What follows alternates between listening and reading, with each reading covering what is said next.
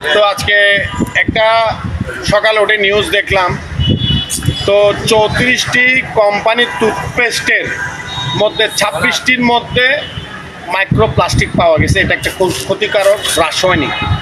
তা আমাদের দেশে আসলে আমরা কি খাচ্ছি এবং কি প্রসাধনী জিনিস ব্যবহার করতেছি, প্রত্যেকটা জিনিসের মধ্যে ভেজাল। আর এই যে কিছুদিন আগে পাউরুটির মধ্যে ইস্টবেকারে আপনার ক্যান্সার উপাদান পাওয়া গেছে, ভোক্তা অধিকার ওদের পাউরুটিটা ব্যান করে দিয়েছে, বন্ধ কমপ্লিট। তো দেখেন আসলে যারা ব্যবসা করে তাদের উদ্দেশ্যে আমি একটা জিনিস বলতে চাই, আপনারা যে ব্যবসাটা করতেছেন, দুইটা পয়সা কামাইতেছেন হালালভাবে, আগে চিন্তা করবেন যে আপনি খাবেন, তারপর মানুষকে খাওয়াবেন। যখন খাবেন তখন আপনি ভালোটাই চিন্তা করে খাওয়ার চেষ্টা করবেন।